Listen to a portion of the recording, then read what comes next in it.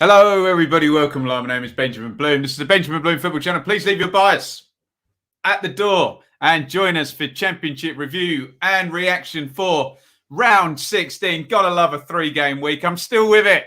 I've done all my writing, ready for the weekend, but we haven't gone through round 16 yet on the channel. Our Tuesday night, Wednesday night games. We're going to do that right now ahead of the last game, round 17, before another international break. I know how much all of you lot love an international break. Not very much. There we go. Let me know you can see me, hear me loudly, clearly. Do go and say hello in the comments. We're going to go through every team, every game, every goal over the next hour. If there's any time left at the end, we'll do a little bit of Q&A. I'd love to hear your reaction about your team or any other team. Hopefully, we're going to have some people who were at games on Tuesday night and Wednesday night. Just raise your hand in the comments using the hand like that emoji. I don't know what else to call it. And get involved. We will get into the action imminently. Let's say a big thank you to our fan sponsor, Russ. Was a foe, now a friend, currently on loan to the Premier League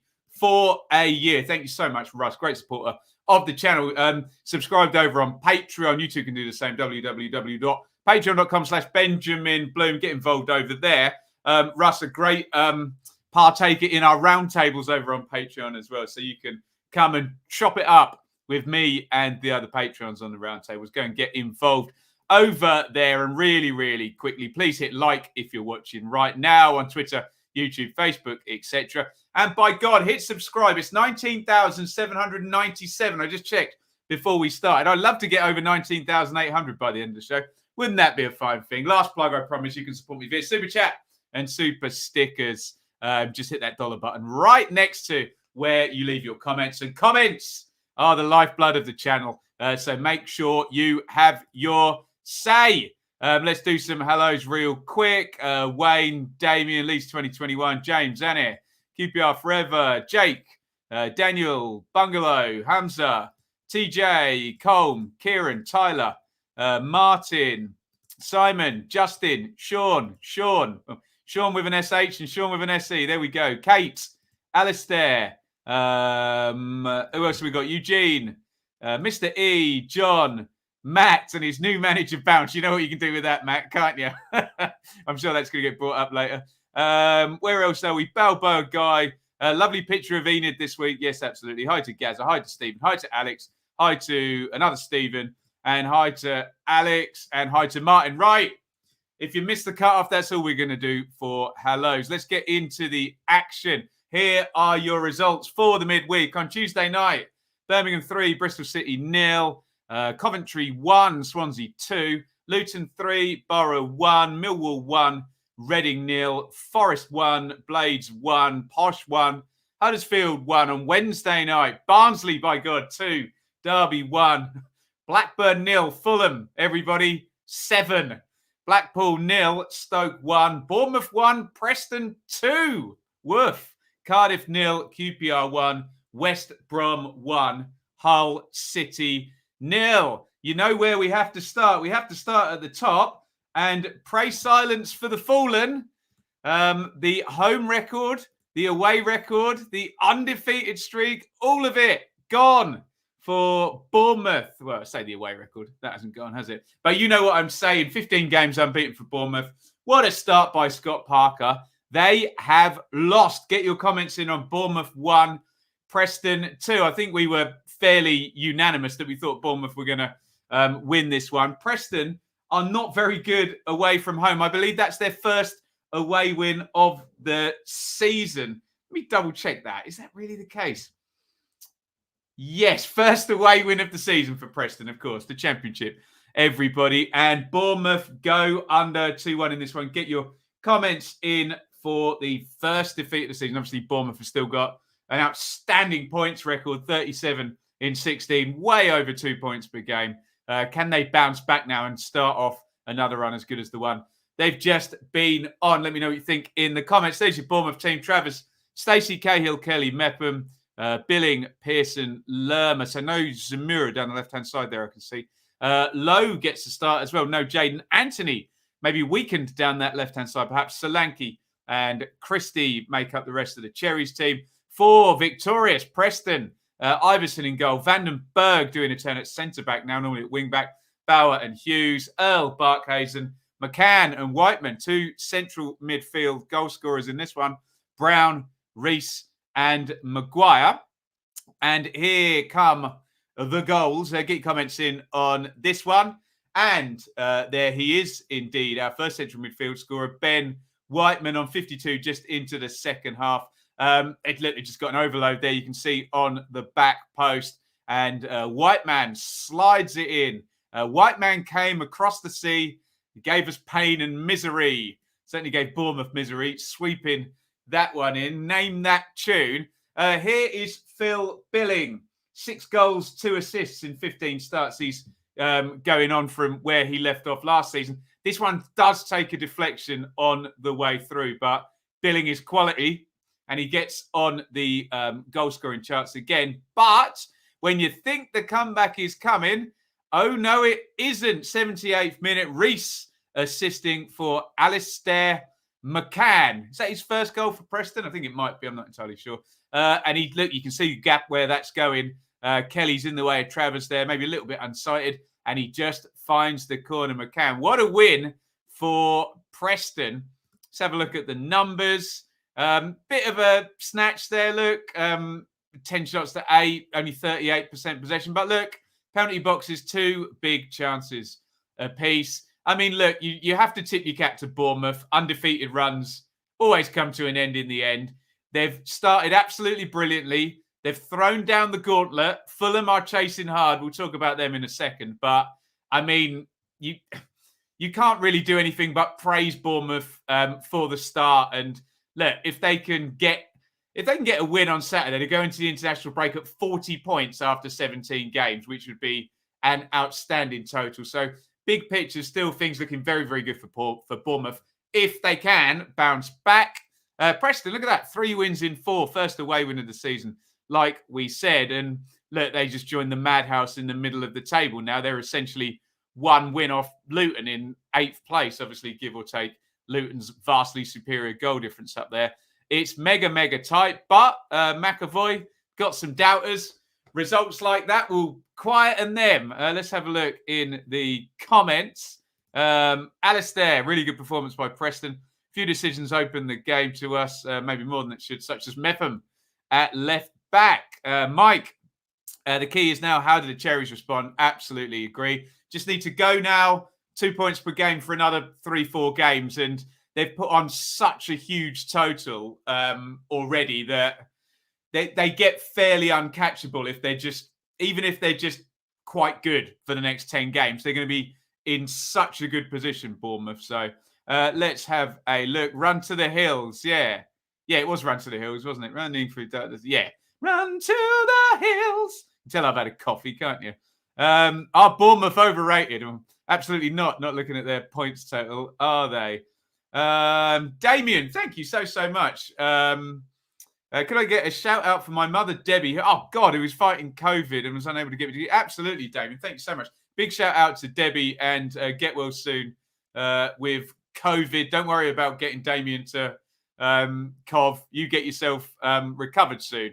There's your shout out, Damien. Thank you so much for the super chat. Team of the round, surely, says Jake. I think we may have some shouts for Fulham in a minute, but we'll get to that at the end. You knew this would happen as soon as that Bournemouth lad went on the second tier podcast talking like they were going to beat Reading's record. Well, there we go. Instant karma. We were poor, had no endeavour, says Finn. Preston weren't amazing. However, they were disciplined in doing that. Our first shot was the goal. Interesting. Any more for any more? Alex, I'll take first or second from Bournemouth. Well, absolutely you will. And the gap is still 6 points. But we got those 3. Am I allowed to call them the parachute cartel? I think I am. Possibly going to go into a 3-horse race. We will see how things move. Speaking of moving, this one might be a bit of a chore for me because we've got to do 7 goals in this one. Get involved with your comments on a proper hammering. Poor old Blackburn. It was Blackburn 0. Fulham, I'll hold up both hands, 7. Oh, my God. Let's hear my best leg Goodman impression. 7.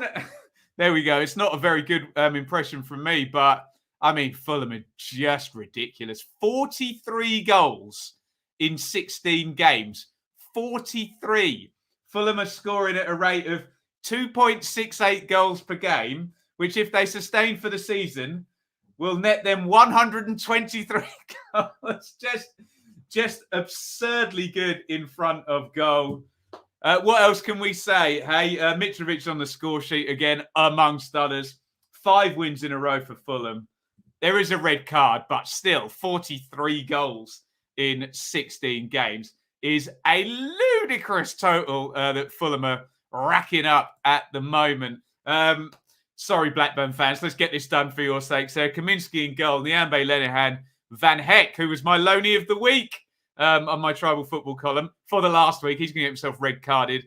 Aiden at left back, Rothwell, Johnson, Travis, Dolan, Buckley, and so much for the battle of Mitro and Ben Brereton Diaz. I think we'll give that one to Mitro on this evidence here. There's your Fulham team. Rodak in goal. Robinson, Ream. No, Adrabio, of course, he was red carded. Hector comes in. Clean sheet. What are you going to do? Adoy.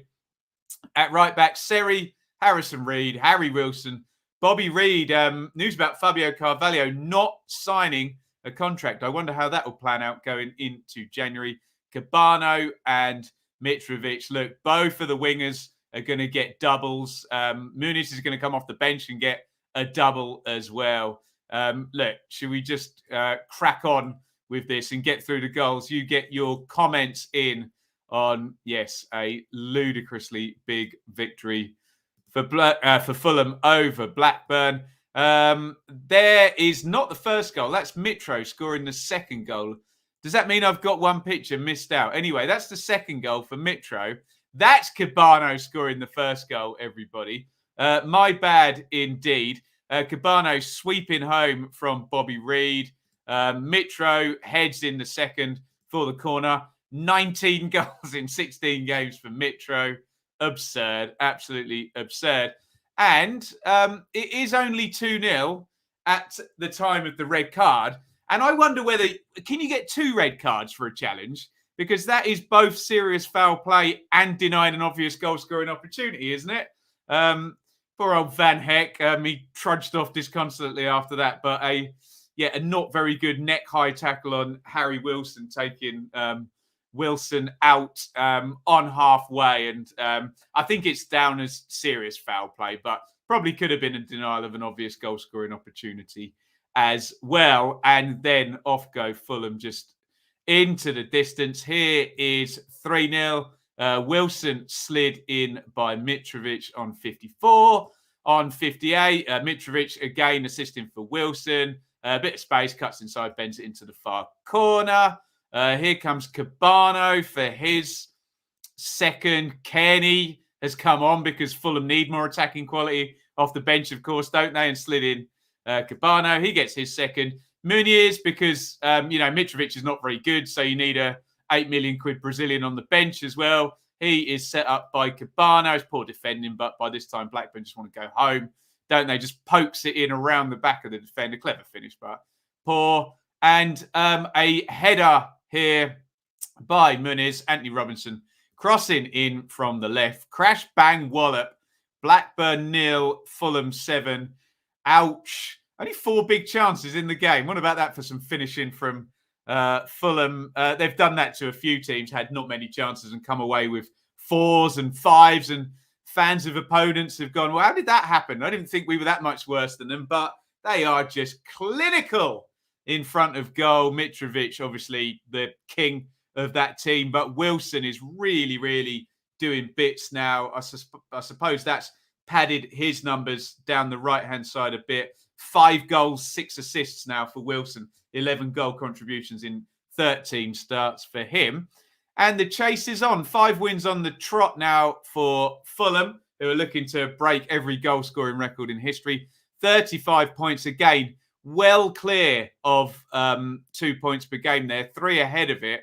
And if you're West Brom, you just sat there thinking, oh, we could be very good this year and not get in the top 2. We could get 90 points, 91, 92 points, 2 points per game and not get in the top 2. Could be a very stretched league table. Blackburn, well, they won't know what's hit them, will they? I don't know who they've got on Saturday. We'll do the preview show tomorrow. But, yeah, just an absolute chasing. And they drop into midfield. They drop into mid-table. They had a +7 goal difference before this game. That's been wiped out, hasn't it? Woof.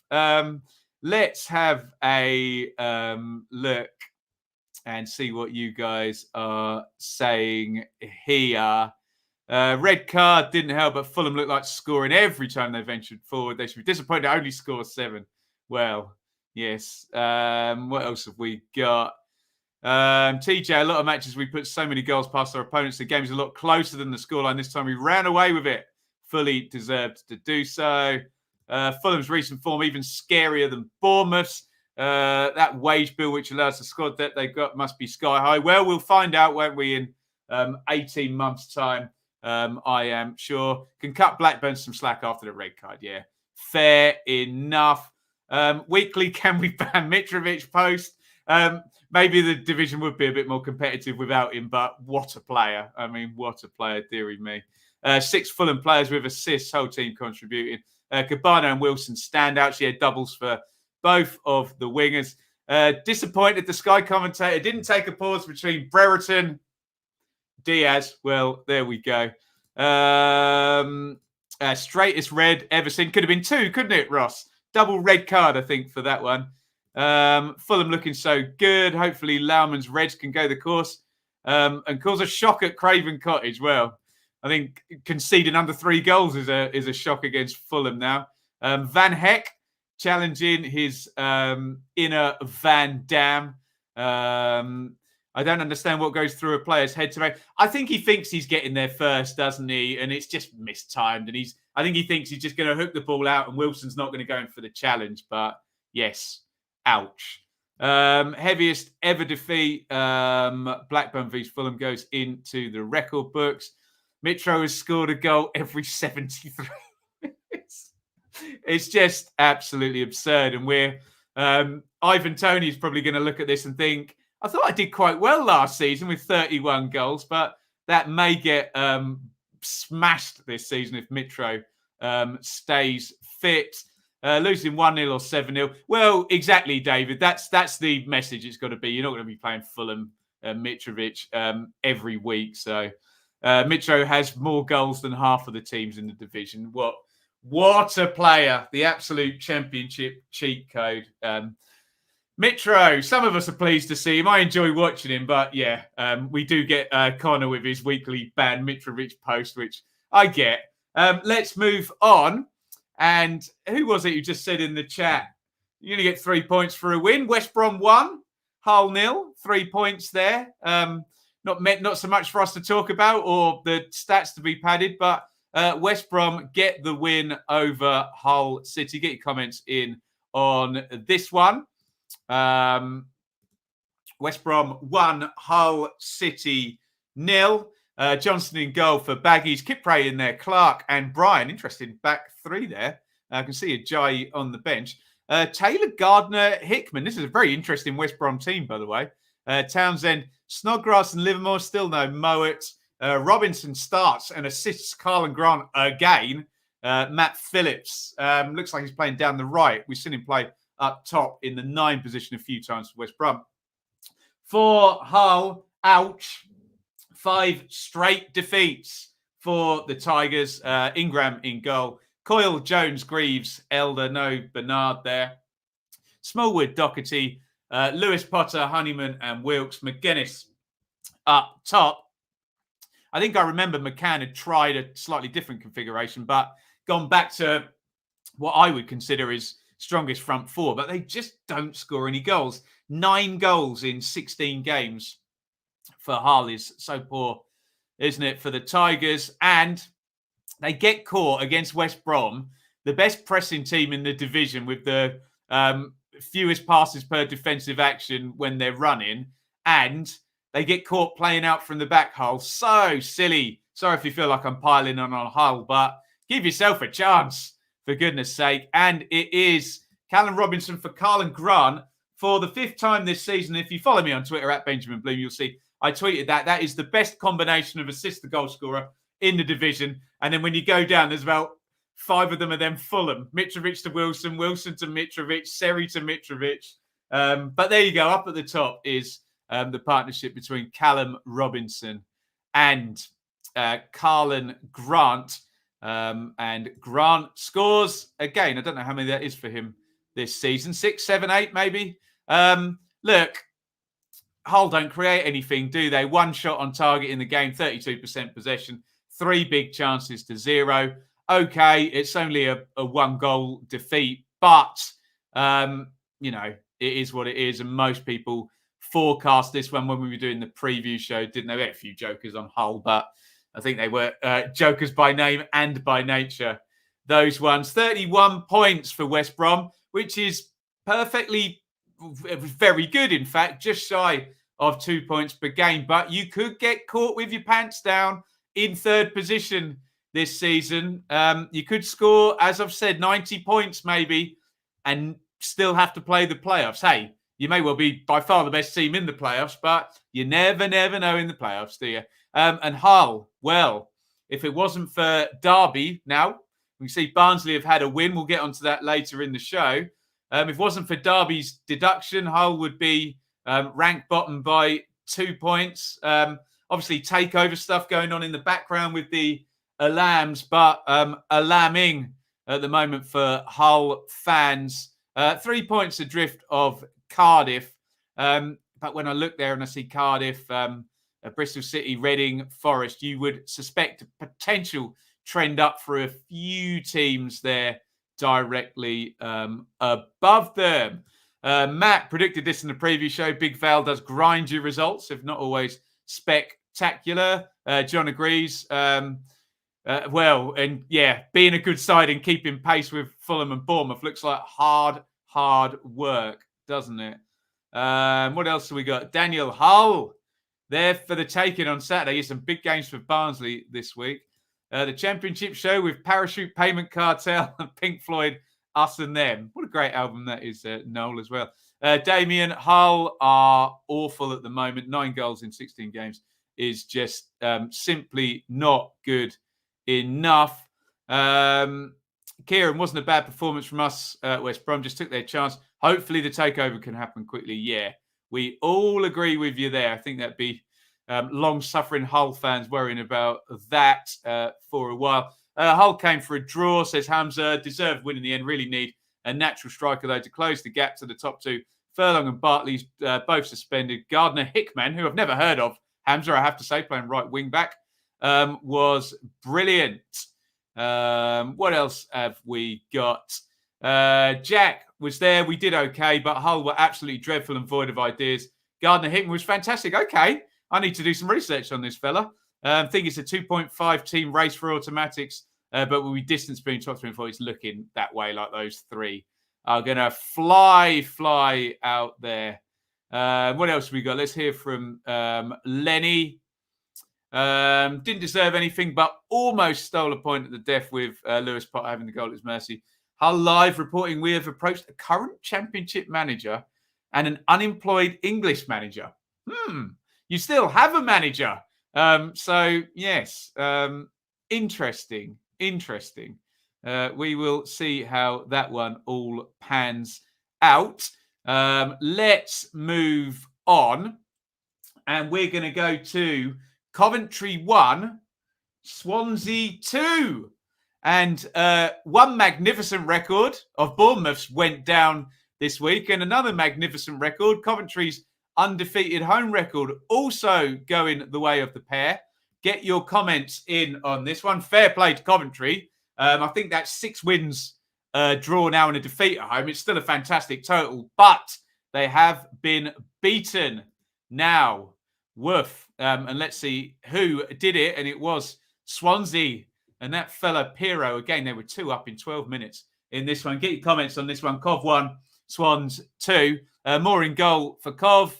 Hyam, McFadzean, Clark Salter, Martin Darbo, Alan Hamer, O'Hare, Godden, and Gyökeres, who I'm sure the bookies took a lot of money on him scoring in this one, given it didn't quite work out for him at Swansea last season. Not going to score in this game, though. Swansea, who are in very, very nice form, actually. In the 6-game form table, Swans are third.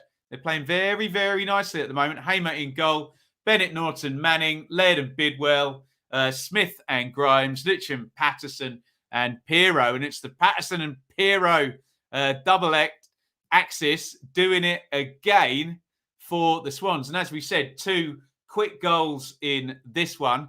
Patterson with this first one. Is this the one that takes a deflection or the second one? I can't quite remember. I've seen many, many goals this midweek. Patterson gives the lead there. I think it's Pirro. It's this one that takes the deflection, isn't it? Laird with the assist, and Pirro scores again. How many is that for the season? Sorry, slacking on my research here. Joel Pirro, 9 goals in 12 starts. Obviously, he can eat Mitrovic's dust and Brereton Diaz, but he's having a very good season, Pirro.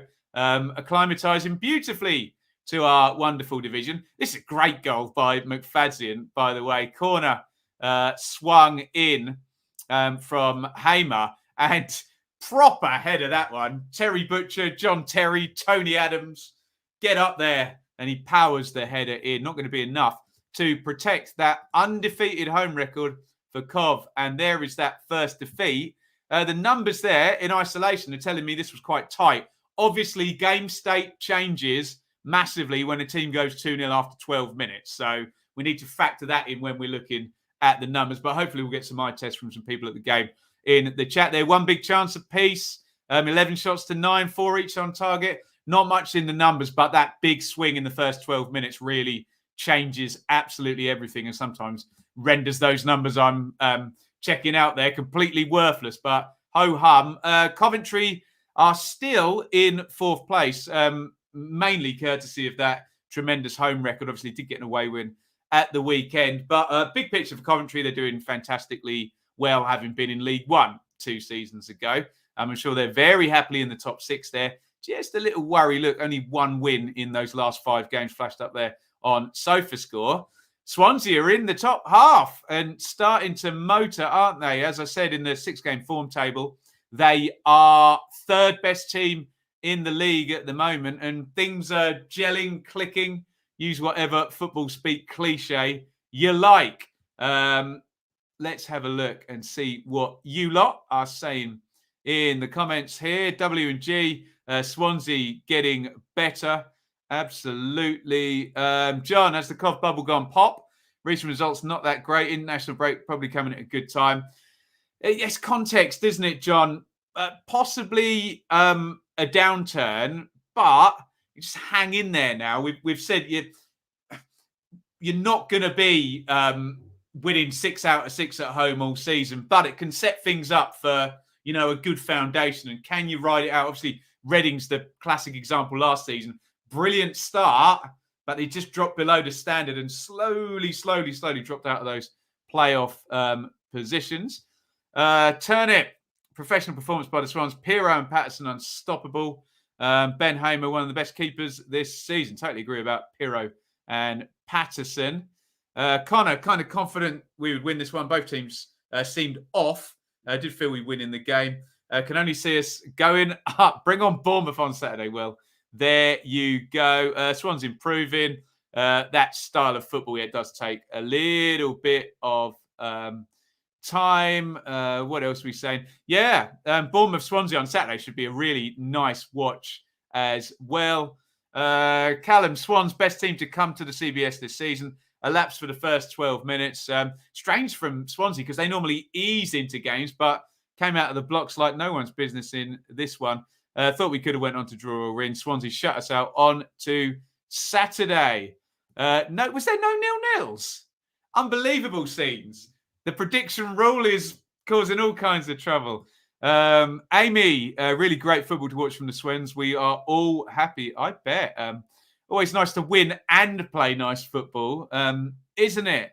Hey, Luke, Swansea have the look of a comfortable mid-table team this season, building for next. Yeah, agreed. And a comfortable mid-table team, looking at the way this division is shaking out, won't be far off the playoffs. It looks like there could be 3 teams miles ahead, then, I don't know, maybe one over 80 points, and then just a load of stuff going all the way down to probably like 11th or something. Damien at the game, fantastic performance from the boys. Patterson and Pirro on fire. Fair play to Cov, they played well, didn't have enough in the tank. Zach, falling back in love with watching Swans this season. Jay still on his outside bet of Coventry. William, big test on Saturday. That's Bournemouth, isn't it? Yeah, ouch. Another contender for team of the round. We've got a few this week, haven't we? Fantastic start from us, but Cov never gave up. Showed our defensive side. I like the way Swansea defend, actually. Just keep the ball. Just keep circulating the ball and building the possession. Rafinha to Coventry. A ridiculous comment, but I thought I'd read it out anyway. It's quite fun. Right, moving on. And it was Cardiff 0, QPR 1. That will teach me for calling QPR flaky for the last few weeks. Cold Tuesday night or Wednesday night, whenever it was last night. Cold Wednesday night in deepest, darkest Wales, and they go and win and keep a clean sheet as well. Just to mug me off, as the Championship always does. Cardiff still struggling. I mean, we were quite enthusiastic about the big comeback against Stoke, but look, it's a point, and they've lost the game. That is, where's my notes? 1 point in 10 games, 9 defeats in 10. Worth Cardiff 6 straight home defeats, and that was only QPR's first away win in 6 after winning the first 2 away games this season. So dipping away form there for QPR. Back they come. Get your comments in on this one. There's your Cardiff team. Smithies, Nelson, Morrison, McGuinness, NG, Giles, Pack, Volks, Colwill, Evans, and more for, obviously, Steve Morrison still doing that job. 2 open Championship jobs at the moment, Cardiff and Barnsley. For Rangers, Dieng in goal, Dickey, Dunn, Barbe, Odebajo and Adoma, Dazelle, Johansson, Chair, Dykes and Gray. And getting much traction on my Twitter timeline with me being an Ipswich fan was this goal, courtesy of the brilliant assist by Andre Dazelle. Laser pass through from him and Andre Gray with the finish. And every Ipswich fan will have watched that going, we know he can do that. Can he become more consistent? I hope to God it works out for Andre Dazelle. Hopefully that's a sign of things to come. It was just the consistency and the kind of game savvy that never quite got up to speed at Ipswich. But the talent, you only need to watch him play for about 5 minutes to notice that Andre Dazelle can really play, and he's got a beautiful left foot. Can he continually pop in good performances? It was the key moment in that game because that was the only goal as well. There are the numbers. Fairly tight. Look, 1 big chance in the game. That was it. 9 shots to 8. 6 corners to 2 in in Cardiff's favour. I'll stop calling QPR flaky now until they do something flaky again, because that is not a flaky performance in the slightest to go there and win in that way. Impressive stuff from the R's, and back they go into the top 5. In fact, not even the top 6. I've written my preview for QPR Blackpool for Football 365 for tomorrow already, and it's a complete swap around for these two teams. Blackpool, I think, 6th down to 10th, and Rangers 8th up to 5th. It is so damn tight around that area. Cardiff, frankly, are lucky that Derby have had a points deduction and Hull and Barnsley have both been in so terrible form, because they're well below the 1 point per game, our 45 to survive sort of metric and total there. They really need to sort themselves out. You can see only Hull have lost more games than Cardiff this season. Matt, QPR should end up 4th, best of the rest, if they can keep the back door shut. Totally agree. Away form as well. If Dazelle finds consistency, could be a Premier League. Everyone's been saying that for years. Mick Dad's dad. He's a proper player. Just got to sort out that game savvy, hasn't he? And doing all the narky stuff as well. QPR, if you're watching this, Bonnie's woeful. Terrible player, Luke. Appallingly bad player. Is that Jason Dazelle's son? It is Nat, who scored at your gaff, Hillsborough, on his debut. Dazelle playing better every minute he starts.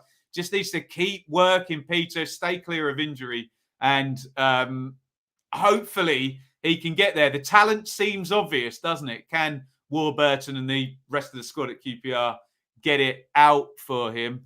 Michael Flynn is odds on to be the next Cardiff manager and the next Barnsley manager.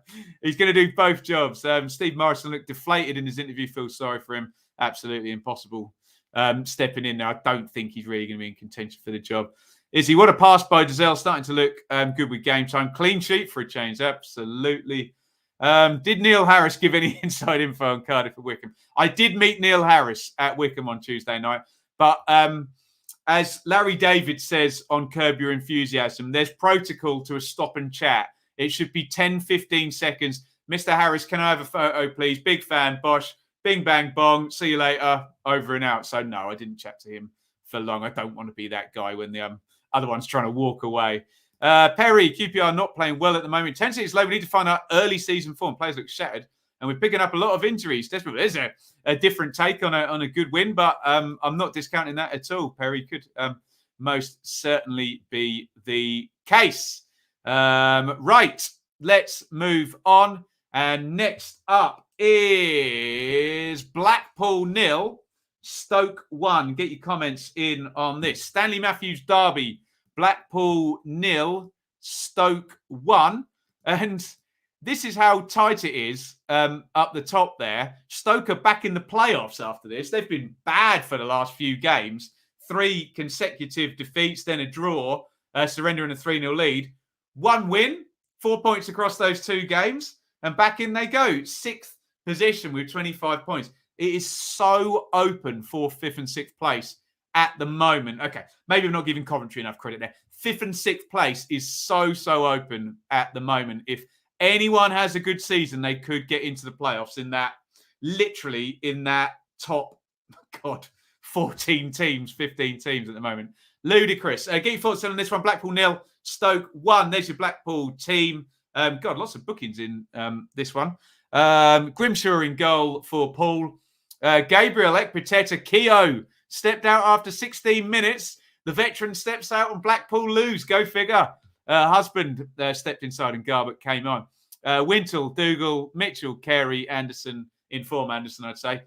Yates, also in form recently up top. For Stoke, Bursick's got this shirt. Mistake on Saturday. Suter, Bart, Wilmot, Smith, Timon, Sawyers, Alan Thompson, Fletcher, and Brown. Tyrese Campbell still not ready to start. In the face of my great enthusiasm for him to do so. Remember, without Nick Powell, now probably for about another 5 or so weeks, we think. And yeah, here's an interesting one. Stephen Fletcher, look, just get your arms out of the way and let it bounce in off you, for goodness sakes. Who's glanced that header? Is that Big Suter on the back post? It goes all the way across, hits the post, hits Fletcher, and pops in the 78th minute. In deference to Stoke, the numbers do play quite well in their favour. 3 big chances to 0. Blackpool only had 1 shot on target throughout the game, and Stoke had 4. So maybe a renaissance starting for Stoke after a very poor run of 1 point in the last 4 games. Back they go into 6th position. Very nice. Blackpool, look, again, I'll say the same thing I said about Bournemouth after they lost, obviously to a lesser extent. But actually, no, I'll take that back. When you parlay in the expectations, probably, equally as impressive for Blackpool to be all the way up there with 7 wins in 11 games. Blackpool have had a very, very good start. Can they win on Saturday to go into the international break with 8 wins and 27 points in 17? Big picture, really good stuff by Blackpool. However, they come a cropper in this one. Stoke first win in 6th away from home. Let's have a look at some comments in this one. Blackpool let their guard down. Any more comments on this one? Not an exciting one by the sounds of it. Eugene, Stoke played well last night. Blackpool get back to winning ways against QPR. That is on Sky TV on Saturday night, the evening kickoff. Right, we are going to move on. And our next game is Peterborough 1, Huddersfield 1. Huddersfield hanging around there at the top of the table, but just dropping out of those playoff spots now. Peterborough, 8 points in 5 games at home. If I was a Peterborough fan, I'd like the sound of that. You can build survival on I mean, can you get 33 points or something at home and 12 away? Can you do it like that? Get those 45 points on the board. And Peterborough's home form is decent despite their hopelessly bad away form. But we don't need to talk about that today because they did get a point and they were indeed playing at home. Get your thoughts in on this one. Posh 1, Huddersfield 1, Cornell in goal 4. The Posh, Thompson, Edwards, Beavers, Burrows, Ward, Norburn, Taylor, Smodic, Dembele, Grant for Huddersfield, Nichols, Pearson, Lees, Colwill, Toffolo, Thomas, Hogg, O'Brien, Sinani, Ward, and Holmes. He's getting a really good tune out of that team when you read the players out. Huddersfield to be up there in 7th, no disrespect. It's a compliment. Here's the opening goal. And this goal is Huddersfield's 10th goal from a set play this season. Utterly incredible set play prowess. Colwill with the assist for Danny Ward to, you can't even see the ball in there, scramble that one home. 20 goals for Huddersfield this season. 10, 50%, even by my maths, 10 from set plays. Look out for that each and every week we see Huddersfield. And this will be good news for the Posh. Look at that. 31 goals last season for Johnson Clark-Harris. He scored a pen this season, but that is his first open play goal. And we liked McFadzean's powerful header for Coventry. Well, there you go. There's another one. Keeper's kind of behind this. Gets hands on it, but it's too powerful. And Clark-Harris on the score sheet, and the Posh fans will be very, very pleased to be seeing that. 5 shots on target to 2 for the Posh, 2 big chances apiece. Not much in it. Is there at all in any of those numbers? 1-1 written all over it. Hey, let me know if you think different in the chat, especially if you saw the game. Huddersfield, yeah, not quite enough to be staying in there, even though we've said it's wide open. It's a gentle drop-off, isn't it? 5 points in the last 4 games. You will slowly move away from the playoff positions if that maintains, but still, Huddersfield in 7th. I had them down in the bottom 3 in my pre-season predictions there. Most certainly outperforming many people's, including my own expectations. Peterborough, 1 point short, in my opinion, of where they'd really want to be. I suppose the good thing for Peterborough at the moment is there are by far worse teams in terms of that output below them. Okay, some of them might trend up. And can they build, a 40 to 45 point total on the basis of that good home form, those 8 points in 5 games? A good flag to stick in the ground there. Glenn, Huddersfield flying at the moment, picking up unlikely points away. Huddersfield, similar to Swansea, very mid-table, not far from top 6 Posh will be safe. Who's their manager? Pulis. They might have a good set play coach, though. Mightn't they? Jacob should have won. What a bad goal to concede. Sorba, the Welsh wizard, does it again. He doesn't get the assist for this one, Jacob, because Colwill headed it on, but I take your point. Long winter ahead for Posh. Just got to pick up some more on their travels. Peterborough at home. Hashtag, they're no mugs. Good old Mick. When's he going to pop back with his pearls of wisdom, hey? Let's move on. And it's down to the Kenny. Luton 3, Middlesbrough 1. We wondered with unpredictable Middlesbrough which way this one would go. It's been 2-0, 2-0, 2-0, 2-0, whichever way for the Borough. It was a 2-goal deficit in this one, but it was 3-1 to Luton. Luton get the win down at the Kenny. Get your thoughts in on this one. There are your teams there. Sluga in goal for Luton. Burke, Bradley, Naismith, Potts, Bree, and Panzo, Osho, Lansbury, Cornick, and Adebayo, who are looking a pretty tidy front two, aren't they? 15 goals between those two in the first 16 rounds. Adebayo 8 and Cornick 7. That will carry you through the season, isn't it? Virtually a goal a game from those two. A very, very good partnership being struck by, I know it's sometimes a front three with Luton, but impressive stuff from the pair of them, the output. For Borough, Daniels in goal, Dykesteel, Bamba, McNair, Hernandez at wing back, Jones the other side. Warnock loves it, doesn't he? Tavernier, House and Crooks, Sporer, Josh Coburn gets a go up top, and he's actually going to open the scoring. It's more good stuff from Sporer, who does look viable now. He's getting goals and assists, isn't he, on a pretty frequent basis. And it's a great assist by Sporer. Look, he's completely taken everybody out with that run and cross. And Coburn just has to look at the two on-running players. That Hernandez and Tavernier, they're already celebrating the goal. They know that one's going in. It's such an obvious assist by Sporer. But here come Luton. And what a horrific bit of marking. It's a corner from Bree, I think. And Bradley, who's a big fella, just completely free on the back post, powers the header in for 1-1. Bit of bouncing back and forth with this one in the box. But then Adebayo, he's just taking these chances at the moment, snapping them in the box. 8 goals for him, as we said, this season. And Cornick, that's a typical Cornick goal, isn't it? On the run, direct, shot into the corner, and he gets his 7th goal of the season. Eddie Howe agrees in principle to become Newcastle United manager. Says my mobile phone out of shot for those people who like that sort of thing. Anyway, back to the championship and the reason why we are here. Look at the big chance count. It matches the scoreline. Look, 3 big chances to 1. I suppose from a Middlesbrough point of view, you'd bring up 50-50 on the possession, 4 shots to 3 in your favour, but 5 corners to 0 to Luton. And the big chance, if you're playing the XG game, that count goes in Luton's favour. They're in decent form still, Luton. You can see they've got fairly good bounce-back ability, although I suppose if you flip that on its head, it's spotty enough. However, 14 points in 7 games. You know me, I love me a 2 points per game run. That's a 7-game sample size of 2 points per game for Luton. Very, very decent. 10 points in the last 4 at home. Fortress, Kenilworth Road, again for Luton, who are up in 8th.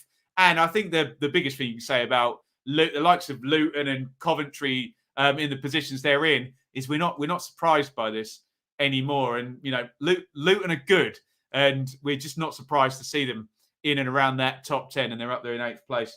At the moment, Borough, 11 games without a draw, 5 wins and 6 defeats. Can't get a read on them. Look at that last 5 on SofaScore. 3 wins on the bounce and then 2 defeats on the bounce. They're just all over the place with their form at the moment.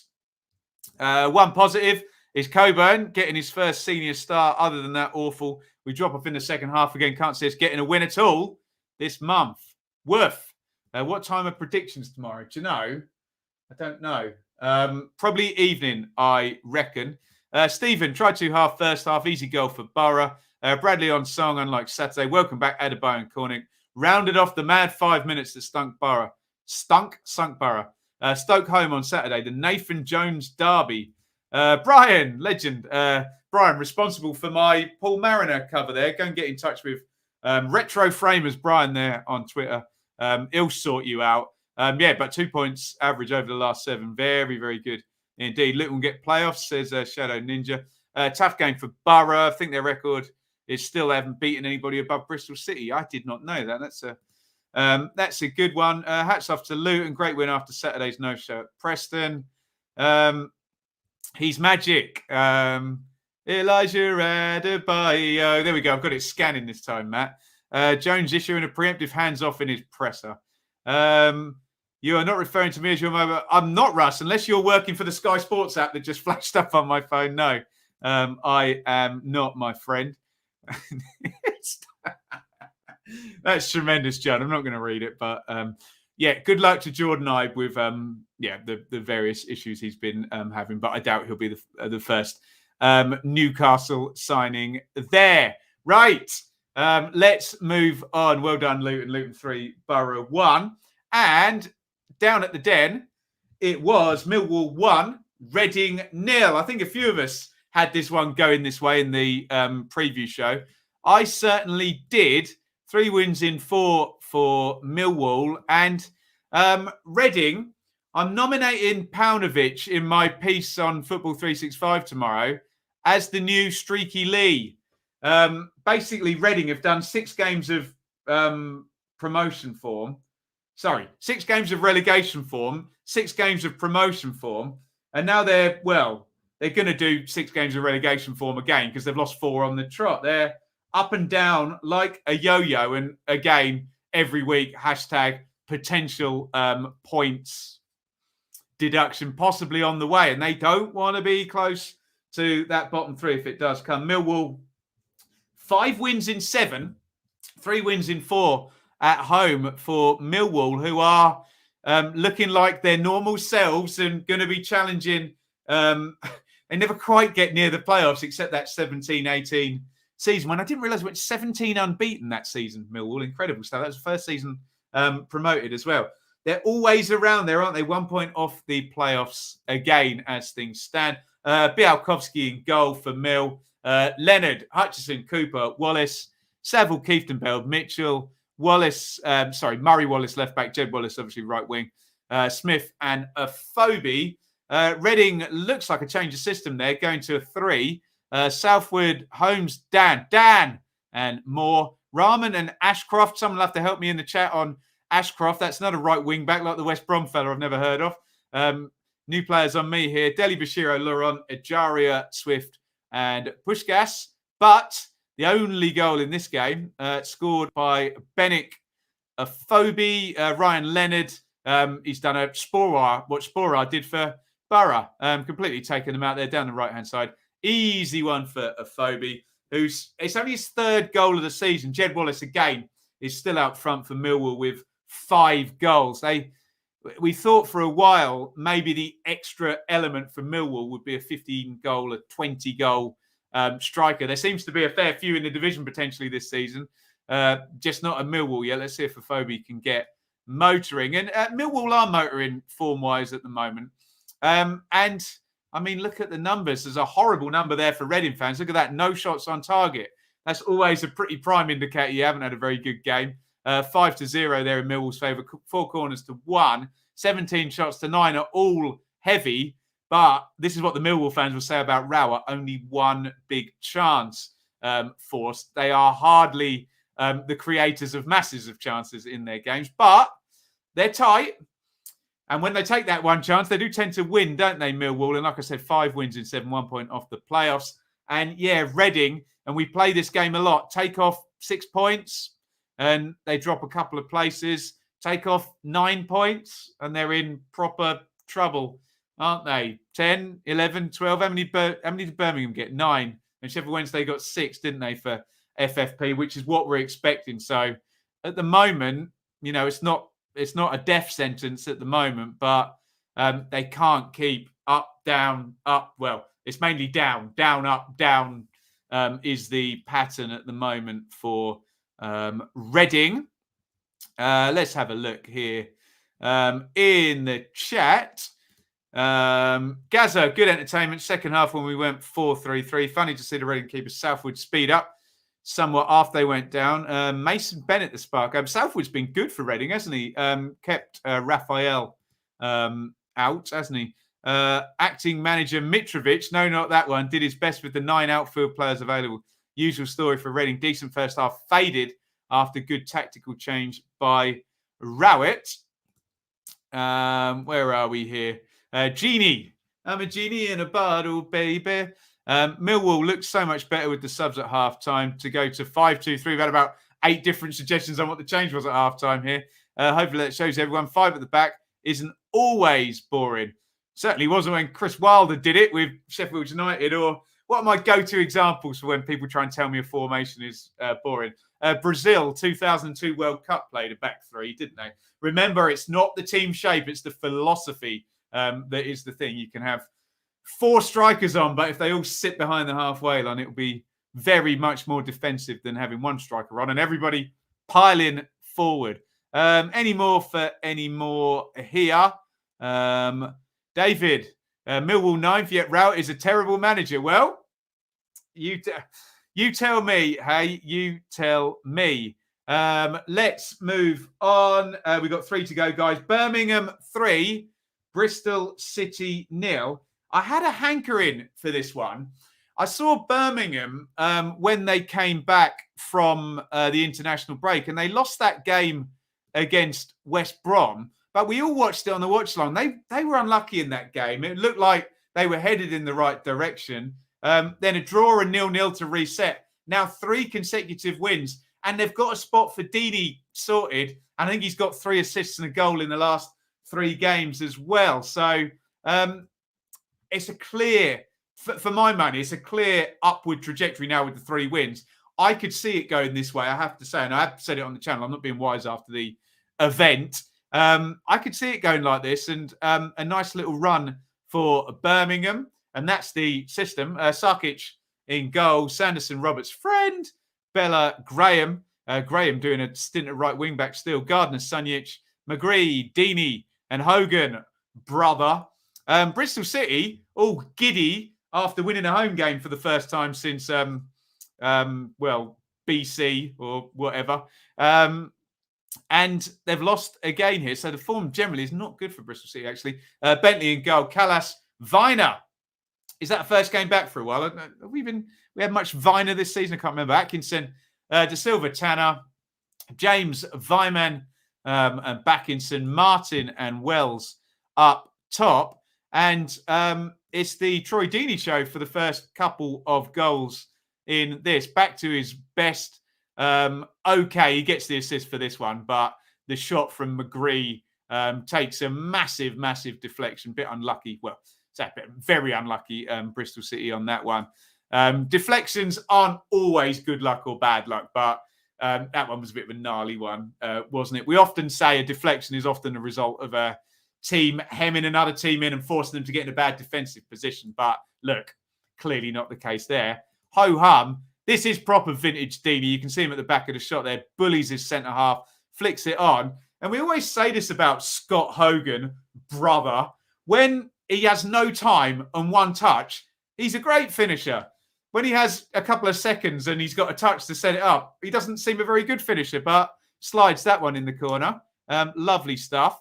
And a glancing header here from Gary Gardner. This is proper John Walk stuff, this. Central midfield, play it outright, get in the box, flick the header into the back of the net. 3-0 to Birmingham, and a tremendous result for Blues. And, okay, 2 big chances for Bristol City in the game is always telling. 1 shot on target is also always telling.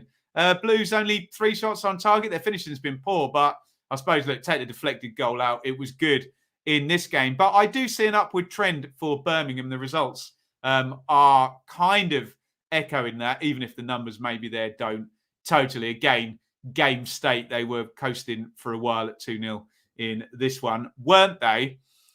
So Blues up to 13th, their 3rd win on the bounce, all very symmetrical. Look at that. 17-17 on the goals for and against, 6-4-6 on wins, draws and losses. Right down the middle for Birmingham, so they need to improve on that to get up into the top half. Obviously, go figure. Bristol City, 12 points in 11 games. So if that continues, they won't have any relegation trouble at just over a point per game, but they're not going to be moving much further than 19, 18, 17 maybe. It will be slow progress for Bristol City, who are not in the best of form, but hopefully for their sake, the home form is fixed now and they can move on a little bit from that one. That 1 shot on target came in the 92nd minute. Well, there you go, Annie. Sometimes the stats don't tell you everything, do they? John, comfortable performance in the end. Deeney's starting to look the Premier League player. We know he is. Well, he definitely was. We'll see whether he still is at 33. Graham out for weekend. Bristol City were terrible, I must admit. There you go. Stick the knife in there on poor old Bristol City. But yeah, I do agree about Deeney. Noel, he's not the only one sticking the boot in there. 2-footed there, Noel. Bristol City, extremely poor side. Blues, good all-round performance. But got to say, Jordan Graham's quality. Deeney set up well. Gardner, quality also. Stephen, get in Blues. Absolutely. What else have we got here? Ollie, injuries to our wing-backs aren't ideal. Hopefully, Oakley can do a good job on Saturday. That's deeper knowledge than I have on Birmingham's reserve wing-backs there. Nick, more injuries for Birmingham again. Chong, Colin, Pedersen, Graham, Sanderson, ouch. Hopefully one or other of those will be back for the weekend. Woof it. Birmingham better win Saturday. It's my 25th. There we go. Happy birthday for that one. David, still cautious. Had a decent run. Seemed to get found out.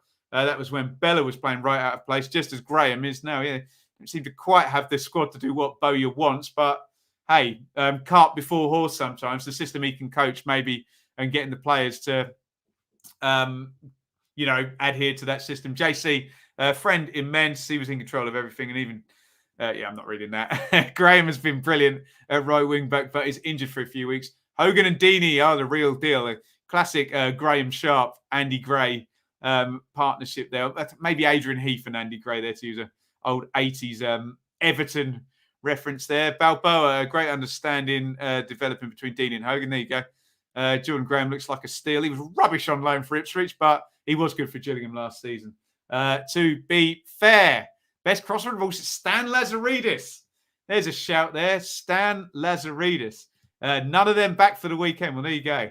Birmingham could be depleted at the weekend. Let's move on. We are nearly there. Sorry, guys, I've gone over the hour. We've still got 2 games to go, for God's sake. And then I've got to pre-record Blue Monday straight after this. No rest for the wicked. So let's move on. Nottingham Forest 1. Sheffield United 1. Get your comments in on this one. A bit stodgy from both teams now. 2 points in the last 3 for Forest. All you new manager bouncy people are, we're stopping. Are we new manager sitting still now? Or are we regressing to the mean, hey? Still only 1 win in 4 home games for Cooper. And they've still got a terrible home record based on Houghton at the start of the season.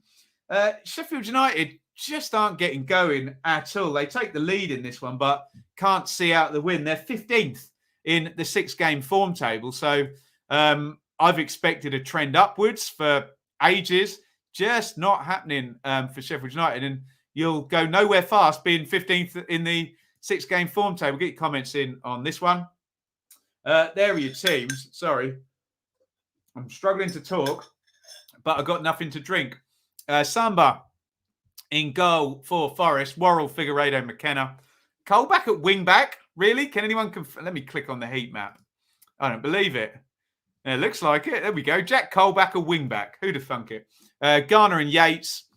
Lyle Taylor, Joe Lolly and Brennan Johnson with Joe Lolly centrally. Interesting.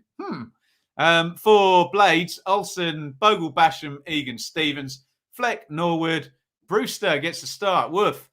Gibbs White, Osborne and Mousse.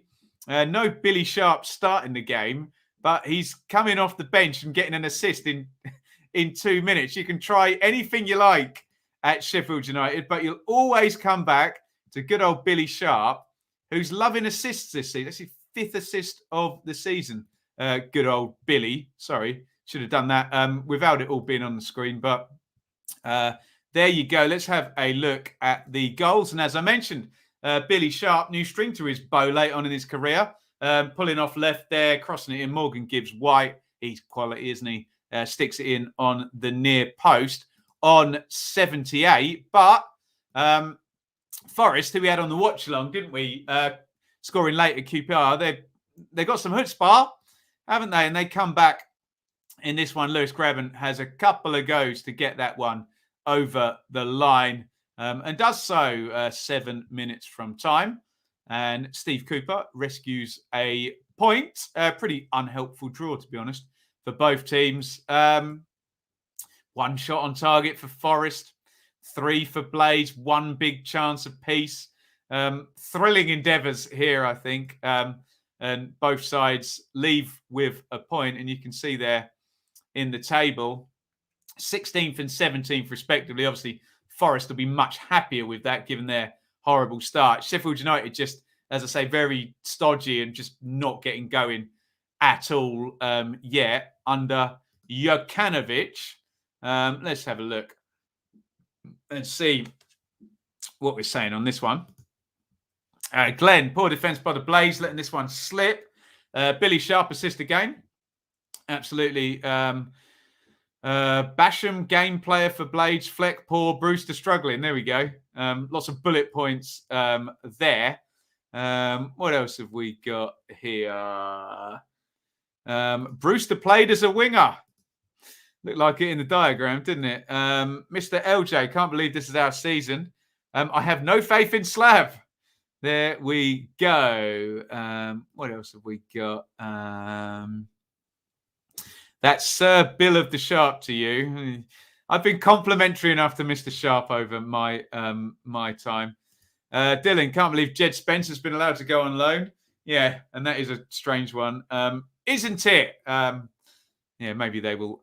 Maybe they'll grab him back, Borough, in January. We'll see if there's a break clause in there. Right. Speaking of break clauses and contracts and deals ending, let's go to our final game. And by God, Barnsley won, everybody. Minutes silence for the Tykes, who get their first win in 14 games. A lot happens for me in 3-game weeks, so I can't quite remember. I think it was Monday morning, Shop got, they announced that Marcus Shop was going. All the press had all been leaked, hadn't it, the night before. But out he went, Shop. And we've got a caretaker manager, Mr. Lauman, who I think was in the middle of the Royal Rumble at Stoke City. But who cares? Because Barnsley get themselves a win. New manager, bounce ahoy, everybody. But he's not the new manager. He's the caretaker manager. Caretaker manager forces slight regression to the mean from underperforming players. There we go. Call it what you like. Barnsley 2, Derby 1. And this is what Mr. Joseph Lauman went with his team here. Collins in goal, Anderson, Hellick, Moon, Styles, Britton, Benson, Gomez, Woodrow, Adebayo, and Iseka. Same players, same team shape, different result. What are you going to do, hey? Wayne Rooney has gone 4-3-3 there with Roos in goal for Derby. Byrne, Jagielka, Davis for Forsyth, Morrison, Bird, Knight, Baldock, Kazim Richards. That must be his first start for a while. I think he's back on the bench, hasn't he? And Tom Lawrence in the front positions. And Derby actually take the lead in this one. And given how bad Barnsley have been and how shot their confidence must have been, impressed that they came back. Sam Baldock put in by Tom Lawrence, and he manages to angle that one across the keeper and into the corner with the right foot. But back come Barnsley, and in off the right-hand side on his left foot from a Callum Britton pass is Victor Adebayo, who's going to drive that one in. And Callum Britton's actually getting 2 assists in this game, because here he is playing in Aaron Leia Iseka, to give him his full name, who manages just to squeeze that one home for 2-1. He scored against Sheffield United as well. So maybe a outputting goal scorer there, and a much, much needed win for Barnsley, who, remember, have Hull as well. The numbers don't play massively well in Barnsley's favour in terms of shot possession against them, shot count against them, shots on target against them, corners against them, big chances even. And as we always say, the most important stat, not the only stat, but the most important stat, is that they won the game, didn't they? And we know Derby are fairly goal shy. So if you can get at them and stick the ball in the net, we don't expect a rip-roaring 3-goal comeback, do we, if you do stick 2 goals in? So Barnsley, much, much needed win. As I said, first win in 14 games. Look, the points total is still rank bad, isn't it? But they really, really needed this week to score. We were putting it at 2 points, 3 points, 4 points now. So all they would need is a draw from Hull. God forbid, if they beat Hull, back-to-back wins would really, really suit them and do them well, wouldn't it, for Barnsley. Derby, look, we have spoken a lot about the potential of Derby to survive if they don't get a profit and sustainability points deduction on top of the administration deduction. They cannot afford, I know it sounds like high standards for a team that we've got at the bottom of the table. They cannot afford to go on a run of 4 points in 6 games. It seems harsh to say, but with a 12-point deduction, you're just leaving yourself so much to do. They now need, without a second deduction, my 45 to survive number means that they need 40 points from 30 games, which is some fairly easy maths, which is 1.33 points per game, which is basically, looking at my chart there, my nerd chart, it's 13th place form for the entire rest of the season. And you don't have to be a rocket scientist to add on 12 points and realise they're currently in 20th place form rather than 13th place form. So as much as Rooney's done what he can and they've been resilient, Derby, they need to go a little bit faster than they're going at the moment, and not enough wins for the Rams. What are we saying in the comments here? Sean, be nice with 2 wins before international break. You Reds, he talked to the players not like shop. Same players, different mentality. Showed some fight. More, please, you Reds. That's more like it. Passion and desire we've not shown all season. Anderson made a big impact. Benson and Gomez amazing. Britton looked like his old self. Iseka is the spark we need. There we go. Some happier Barnsley fans for once. What else are we saying in the chat? Balboa. Tom Lawrence, excellent. Derby played well, so you got to fear for them when they don't. Rooney's no motivator for me. Jed, good to see the press is back with quick transition. Lohman is friends with Ishmael and indeed arrived with him at Barnsley. That's the era they want to go back to, don't they, after 5th place last season. Tony, I really enjoyed a football match for a change. Britain for my man of the match. There you go. Right. In a second, we'll do team of the round and we will do goal of the round. Let me just quickly rattle through the table. And there it is. And there is nothing to suggest that I'm going to change my mind that we could get a very stretched league table this season with possibly that top 3, Bournemouth, Fulham and West Brom, disappearing off into the distance towards the 90-point mark. Coventry, QPR, Stoke are the rest of the top 6. Huddersfield, Luton, Millwall, Blackpool, Swansea, Blackburn, the rest of the top half. Into the bottom half is Birmingham, Borough, Preston, Sheffield United, Forest, Reading. The bottom 6, Bristol City, Posh, Cardiff. Bottom 3, Barnsley, Hull, with Derby, via that horrible 12-point deduction, down at the bottom of the table. Right, let's do it. Here comes...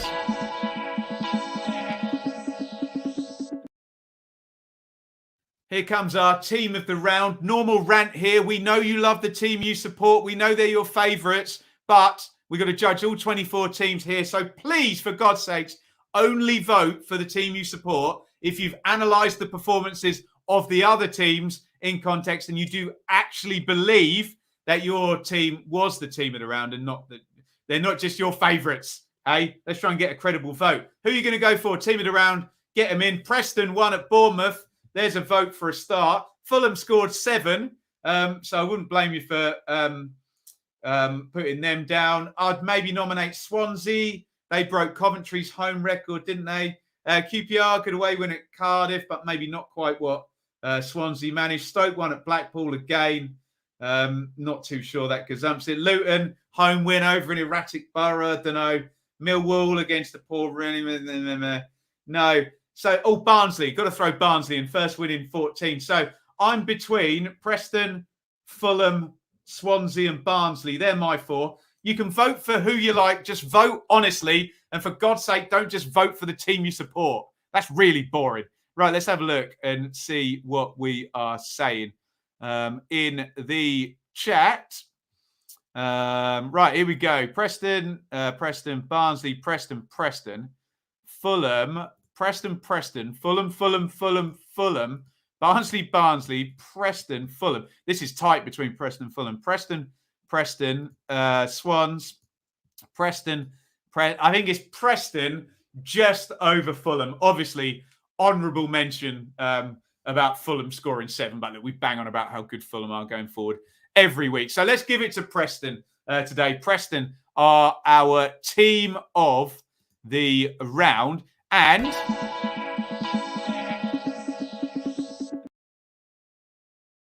Our goal of the round. What have you got for me? Once again, please don't automatically vote for a player that plays for the team you support.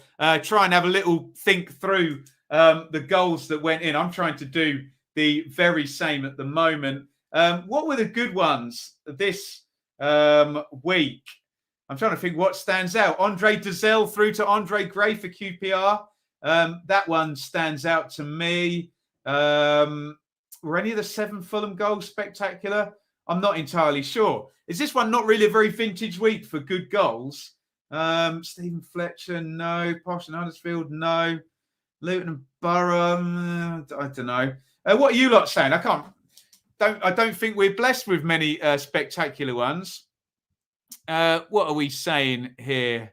Stop it, McGree. Horrible deflection on that one. Patterson, Gray. Gray. Let's go for Andre Gray then, just because there's no votes and it wasn't a vintage week, so to speak of. There we go. Andre Gray, the goal of the week, and Preston are the team of the week. Right. Thank you, you lot. We won't have time for any Q&A because I've got to go and do Blue Monday now. Literally got to switch StreamYard accounts and get straight into it. We're going to be back tomorrow at 7 p.m. for the prediction show. Do get over to Football 365 and support my work on there. And you're supporting championship work there because they're having a go at getting championship coverage and getting me involved at Football 365. I'd love you to go and have a look at it and get those numbers and those clicks that those advertisers sadly demand on websites the whole time. So we've got the big weekend and the tactical preview coming out tomorrow as well. So go and get involved, football365.com tomorrow. Let me give another shout out to our good friend Russ, who was sitting in the chat earlier.